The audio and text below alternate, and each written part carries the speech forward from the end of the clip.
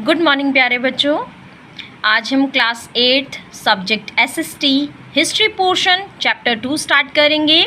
Chapter का नाम जान लेते हैं, फ्रॉम ट्रेड टू टेरिटरी।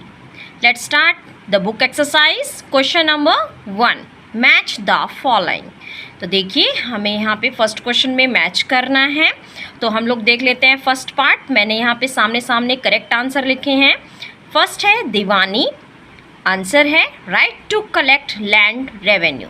ये अधिकार होता है जो ज़मीन के ऊपर जो टैक्स लगाया जाता है उसका अधिकार, उसको दीवानी कहते हैं।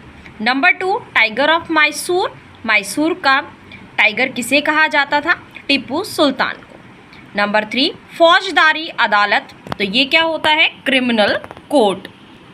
Number 4, Rani Chennamma led an anti British movement in Kittur. Kittur एक जगह का नाम है, वहाँ पर ब्रिटिश के खिलाफ जो एक मूवमेंट चलाई गई थी वो किसने चलाई थी? रानी चन्नाम्मा ने। नेक्स्ट है सिपाही। सिपाही को सिपॉय भी कहते हैं, तो करेक्ट आंसर है sepoy. Now come to the question number 2, fill in the blanks. First part, the British conquest of Bengal begin with the battle of dash. Answer है बक्सर। ब्रिटिश का जो विजय हासिल जो उन्होंने करी थी बंगाल के ऊपर, वो किस युद्ध के साथ शुरू हुई थी? बक्सर के युद्ध के साथ। Second part, Haidar Ali and Tipu Sultan were the rulers of dash. Haidar Ali और जो टीपू सुल्तान थे वो कहाँ के शासक थे? आंसर है Mysore. Third part, Dalhousie implemented the doctrine of dash.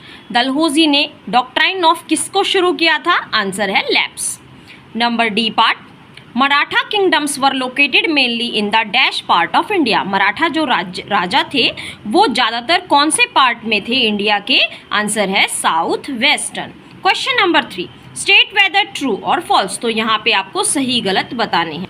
First part, the Mughal empire became stronger in the 18th century. पूछा गया है जो मुगल एम्पायर था, मुगल का जो शासनकाल था वो ज़्यादा मजबूती पकड़ी थी उसने 18वीं शताब्दी में। आंसर है फॉल्स, गलत। B part, the English East India company was the only European company that traded with India. तो क्वेश्चन में पूछा गया है, कहा है कि जो इंग्लिश ईस्ट इंडिया कंपनी थी वही एक अकेली यूरोपियन कंपनी थी जिसने भारत के साथ व्यापार किया था। आंसर है फॉल्स, गलत। बाकी कुछ और भी कंट्रीज थी, उन्होंने भी भारत के साथ व्यापार किया था। C part, Maharaja Ranjit Singh was the ruler of Punjab. Maharaja Ranjit Singh जो है शासक थे पंजाब के। आंसर है ट्रू, सही। Now come to the D part. The British did not introduce administrative changes in the territories they conquered. जो अंग्रेज थे उन्होंने कोई भी बदलाव नहीं किए थे उन राज्यों पर जिन्होंने उस पर जीत हासिल करी थी। तो आंसर है फॉल्स, गलत। उन्होंने बहुत सारे चेंजेस किए थे। Question number 4, What attracted European trading companies to India?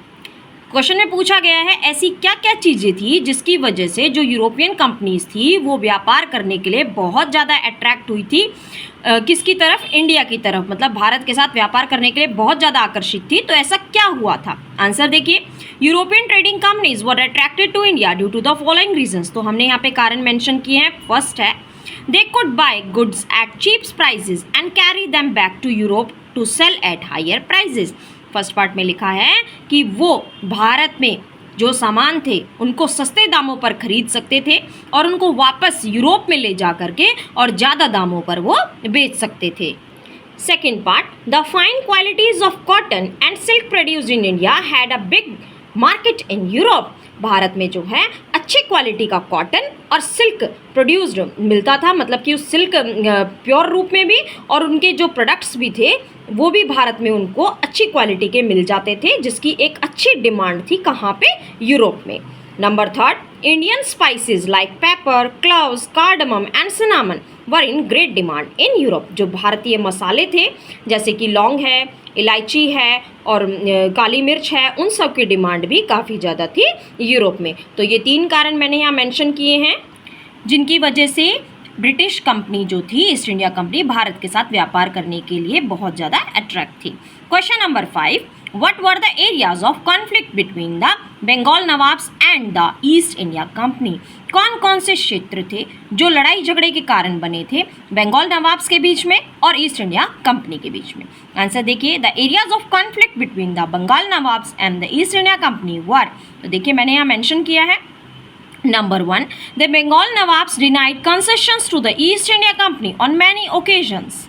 पहले पार्ट में लिखा है जो बंगाल के जो नवाब थे उन्होंने जो कुछ रियायत मतलब कंसेशन जिसको कहा जाता है, अंग्रेजी जो कंपनियां थी उनको देने से मना कर दिया था काफ़ी सारे पर्वों पर, मतलब उन्होंने बिल्कुल किसी तरह की जो है उनको छूट देने के लिए मना कर दिया था।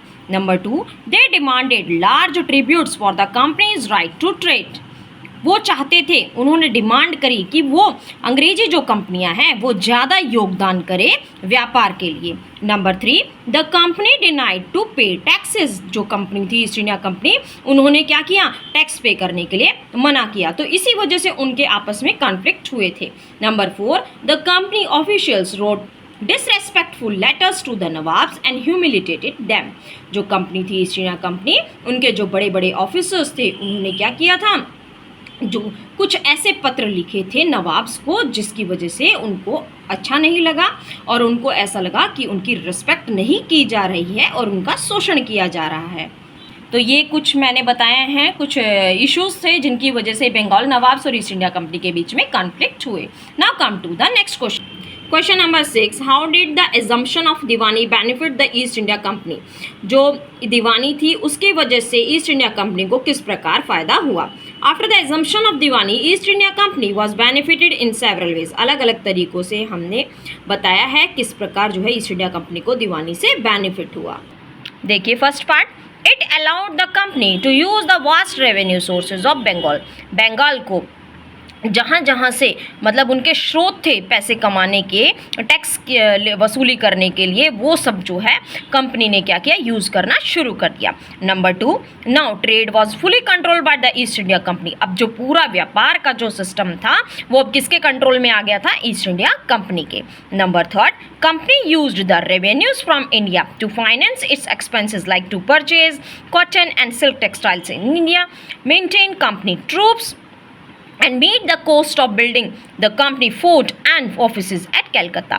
अब ये कंपनी जो थी ईस्ट इंडिया कंपनी, इन्होंने क्या करना शुरू किया, जो भारतीय लोगों से जो टैक्स वसूली किया जाता था, रेवेन्यू लिया जाता था, उसी से उन्होंने अपने जो खर्चे जो है उनको पूरा करना शुरू किया। जैसे कि जो कपड़ा वो खरीदते थे कॉटन का, सिल्क का, वही पैसा मतलब हमारा ही पैसा और हमारे ऊपर ही जो है उसको मतलब इस्तेमाल किया जा रहा था, मतलब अपनी ज़रूरतें वो पूरी कर रहे थे। और साथ में उस पैसे से वो क्या करते थे, अपनी जो कंपनी थी उसके ट्रूप्स मतलब हथियार वगैरह, जो मिलिट्री को, जो अपनी जो आर्मी थी ब्रिटिश की, उसको जो पैसा दिया जाता था वो भी जो है इंडियंस का ही होता था। और उससे जो है जो कलकत्ता में उन्होंने जो किले वगैरह बनाए थे, बिल्डिंग्स वगैरह बनाई थी, वो सारा पैसा भी भारतीय लोगों का ही था और जो उन्होंने अपनी बिल्डिंग्स बनाने के लिए इस्तेमाल किया, वहाँ पर वो उस पैसे को यूज़ करते थे।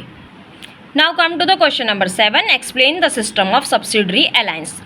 जो एक सिस्टम था सब्सिडरी अलायंस का, इसको हिंदी में कहते हैं सहायक गठबंधन। तो उसे हमें एक्सप्लेन करना है कि इसमें क्या होता था और ये क्या था। आंसर देखिए, according to subsidiary alliance the Indian rulers were not allowed to have their independent armed forces. इस सब्सिडरी अलायंस के अंदर, सहायक गठबंधन के अंदर क्या होता था, जो भारतीय शासक थे, भारत के जो राजा थे, उनको ये परमिशन नहीं थी कि वो अपनी खुद की कोई आर्म्ड फोर्स मतलब जो अपने अंडर में जो आर्मी रख सकते हैं, फौज रख सकते हैं, मतलब उनके जैसे जो सैनिक वगैरह हो सकते हैं, वो अपने खुद के नहीं रख सकते थे। They came under the protection of East India Company. उनको क्या करना पड़ता था, किनके सोल्जर्स को यूज़ करना पड़ता था, ईस्ट इंडिया कंपनी जो अपने सैनिक देती थी वही उनको इस्तेमाल करने पड़ते थे, उनको अपने रूल में उन्हीं को शामिल करना पड़ता था। Major effects of this system are, इसके क्या क्या प्रभाव पड़े इस सिस्टम के वो हम लोग पढ़ लेते हैं। Number 1, the Indian rulers had to pay for the subsidiary forces that the company was suppose to maintain for the purpose of their protection.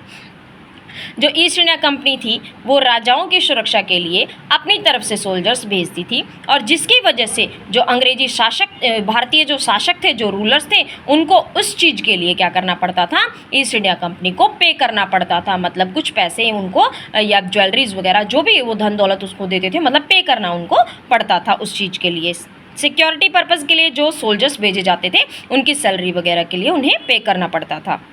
Second part, if the rulers Indian rulers failed to make the payment, then part of their territory was taken away as penalty. अगर भारतीय कोई भी राजा, कोई शासक जो है इस payment को नहीं पे कर पाता था तो क्या किया जाता था, अंग्रेजी जो लोग थे, ईस्ट इंडिया कंपनी के जो लोग थे वो क्या करते थे, उनके अंडर में जो भी जैसे कुछ गांव आते थे जहां पर भी वो रूल करते थे उसका कुछ हिस्सा जो है फाइन के तौर पे, पेनल्टी के तौर पे ईस्ट इंडिया कंपनी जब्त कर लेती थी, मतलब कि उनसे ले लेती थी। Next question number 8, in what way was the administration of the company different from that of the Indian rulers. जो ईस्ट इंडिया कंपनी जो रूल करती थी, जो शासन चलाती थी, वो किस प्रकार अलग था भारतीय रूलर्स के शासन से। तो देखते हैं first part, The company laid down sound administrative system in India. British territories were broadly divided into administrative units called presidencies. उन्होंने क्या किया था, जो ब्रिटिश टेरिटरीज थी, मतलब ब्रिटिश के अंडर में जो भी एरियाज आते थे उन्होंने उसको अलग अलग यूनिट्स, छोटी छोटी इकाइयों में बांट दिया था, जिसको उन्होंने नाम दिया presidencies. There were 3 such presidencies, 3 इस तरह की प्रेसिडेंसीज थी, जैसे कि Bengal, Madras and Bombay. On the other hand, दूसरी तरफ the Indian rulers administration was divided into 4 parts. जो भारतीय जो शासक थे उन्होंने अपने एडमिनिस्ट्रेशन को 4 भागों में बांटा था, डिस्ट्रिक्ट, जिला, परागना, तहसील and villages. Second part, each presidency was under the charge of the governors. हर एक जो प्रेसिडेंसी थी वो किसके अंडर में काम करती थी, गवर्नर, मतलब गवर्नर उस प्रेसिडेंसी को चलाते थे। While the Indian administrative unit was ruled by the local zamindars and peasants. जबकि जो भारतीय एडमिनिस्ट्रेटिव जो यूनिट थी, इकाइयाँ थी, उनको कौन चलाता था, वहाँ के लोकल जमींदार और कुछ किसान। Now come to the last question of the chapter, question number 9. Describe the changes that occurred in the composition of the company's army. आपको कुछ बदलाव बताने हैं जो हुए थे, जो कंपनी की आर्मी थी जब उसकी बनावट हुई थी, मतलब जब कंपनी ने अपनी आर्मी बनाई थी उसमें क्या क्या बदलाव हुए थे। आंसर देखिए, the army of East India company was known as sipahi army. जो ईस्ट इंडिया कंपनी की जो आर्मी थी उसको किस नाम से जाना जाता था, सिपाही आर्मी के नाम से जाना जाता था। The main participants of this army were the peasants of India. जो मेन भागीदार जो थे, पार्टिसिपेंट थे इस आर्मी के, वो कौन थे, भारत के किसान। Trained by East India company to become professional soldiers, जिनको किसके द्वारा ट्रेनिंग दी गई थी, ईस्ट इंडिया कंपनी के द्वारा ट्रेनिंग दी गई थी ताकि वो एक और प्रोफेशनल सोल्जर्स बन सके। The major change in the East India Company army was the domination of the infantry over cavalry with the introduction of muskets, matchlocks to guard them. Main बदलाव जो आया था ईस्ट इंडिया कंपनी की army में वो ये था, जो घुड़सवार जो सेना थी उसके ऊपर जो पैदल चलने वाली जो सेना थी उसका ज़्यादा प्रभुत्व था, मतलब वो ज़्यादा डोमिनेंट में थी, मतलब उनकी संख्या ज़्यादा थी और उनका मेन रोल वहाँ पर दिखाया गया है। इसके साथ साथ उन्होंने कस्तूरी और माचिस भी दी गई थी उनको अपनी सुरक्षा के लिए। The company also introduced a uniform military culture where soldiers were given European training through drills and other exercises. Company ने बहुत सारा, मतलब एक तरीके से रीति रिवाज बना दिया गया था जिसमें सोल्जर्स को ड्रिल्स के द्वारा ट्रेनिंग दी जाती थी और कुछ और प्रैक्टिसेस कराई जाती थी ताकि वो जो भारतीय किसान थे वो प्रोफेशनल सोल्जर्स बन जाएं।